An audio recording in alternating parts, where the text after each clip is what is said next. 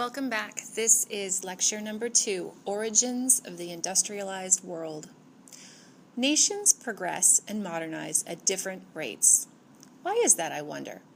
Why is it that we live like this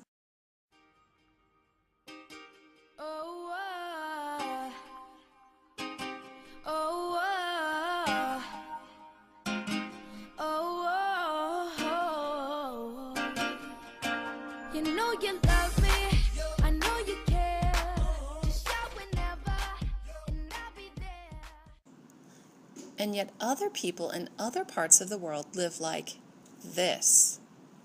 What causes poverty or the lack of access to clean drinking water? These are questions we're going to explore throughout the year in class. And these are the same types of questions Jared Diamond was asking in Guns, Germs, and Steel. Remember the man who questioned Diamond on a beach in Papua New Guinea over 40 years ago? He asked, The question was put to Diamond bluntly by a man called Yali, whom he met on a beach more than 30 years ago. Why you white men have so much cargo and we New Guineans have so little? Why does the white man have so much cargo and we New Guineans have so little? Jared Diamond attempts to explain inequality in our world in his book and video series. Remember what he said was necessary in order for a society to modernize and establish a civilization? Yeah, well, we've learned that you need the right crop, the right animal for domestication, and favorable geography and climate for wide-scale farming in order to create a food surplus. Once people are no longer concerned with where their next meal is coming from, they can focus on other things like art, music, pottery, metalwork, and other types of job specialization. Because if you're always worried about where your next meal is coming from, you're not going to be concerning yourselves with things like pottery or other forms of art. No longer is everyone a farmer, as progress is made in a given place. Population will begin to grow, cities will be built, political systems and economic systems will be established. All of these things are the characteristics of civilizations. And we know the first civilizations emerged along river valleys around the globe, including East Africa along the Nile River in Egypt, between the Tigris and Euphrates rivers in the Fertile Crescent in the Middle East, in modern-day Iraq and Iran. We also know that civilizations emerged in China along the Huanghe or Yellow River, as well as on the Indian subcontinent, where the cities of Harappa and Mohenjo-Daro emerged along the Indus River, located in modern-day Pakistan. So how do we progress from these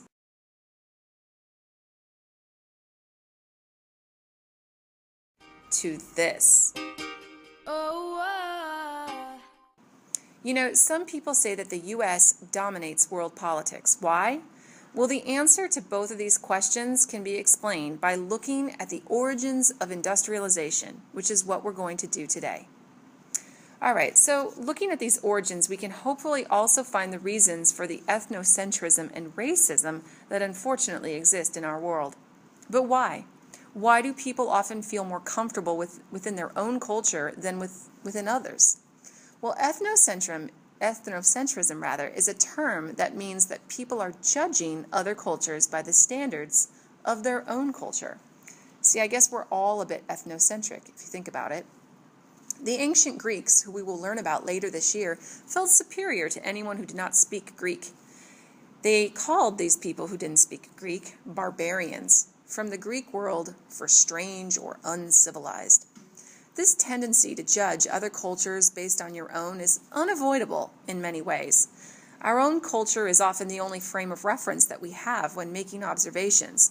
It's not necessarily wrong to make observations about other places or people. However, if we make an observation about another culture, believing that we are naturally superior or better than that other culture, then we are being racist. Racism is the belief that one racial group is naturally superior to another. And it's a relatively modern problem with its origins not in ancient Greece, but rather appeared to have become more widespread during the 1800s when many nations were rapidly industrializing. So why the 1800s? Who was industrializing and why? Well, industrialization as we know it began in Great Britain, in Europe. Great Britain had all of the resources it needed for modernization, including coal, iron deposits, water systems, timber, and capital, or money for investment, and entrepreneurialism. People who were anxious to innovate for profit. But I think we need to go back further in time. Why Great Britain or Europe? How did Europeans start to dominate the globe? The origins of industrialization in Europe can be found as far back as the 1400s, especially during the rebirth or Renaissance period that occurred following a period of time known as the Middle Ages. Over the course of 200 or 300 years, Europeans expanded their worldview significantly, primarily because of the results of the religious wars from the Middle Ages called the Crusades, as well as an increase in trade with other places during the Renaissance. The cultural diffusion, or spread of goods and ideas, helped inhibit the growth of new technologies, leading to a period of European exploration from around 1350 to 1600. This exploration will lead to a money-based economy in much of Europe, which simply means that instead of bartering, people exchanged goods using currency or money. Kings and queens in Europe will begin competing with one another to secure new territories they felt that they had discovered overseas. These monarchs, which is simply a word used to describe a king or queen, will begin financing overseas voyages by explorers like Vasco da Gama and Christopher Columbus. The result of these voyages will lead to the colonization of the New World, the term that we use to describe the Americas. For almost 300 years, European countries are going to establish colonial empires around the globe. This is really why Europe began to dominate world politics, beginning in the Renaissance period. The U.S. was a European colony, and much of our growth and background is based on this European desire to expand. Much of our heritage is based on the European heritage. This has morphed into a multicultural and religiously diverse society today. So why Europe? Okay, so now we're going to go back to Mr. Diamond. Jared Diamond said that in order to become a complex and civilized society, you have to have the right crop, the right animals, and the right geography or climate. The question was put to Diamond bluntly by a man called Yali, whom he met on a beach more than 30 years ago.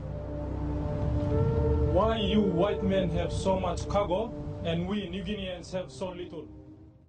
Europe had all of those things earlier in history at a slower rate than other places, believe it or not. But by the mid-1700s, they went through a second agricultural revolution. Exploration led to cultural diffusion through trade, and new crops from the Americas were being widely grown. New farming machines in the late 1700s helped Europeans to job specialize even more. Fewer and fewer people were needed in the fields. And we are going to see a shift in how things were produced or made. Instead of cottage-based industry, where people, are making things in their homes in a traditional manner, people are going to begin working in factories to mass-produce goods. These new systems of production between 1750 and 1914 will forever change equality and subsequent inequality in the world, and will lead to Europeans and eventually Americans developing more and more ethnocentric views about how they compared to the rest of the globe. This will lead to racism.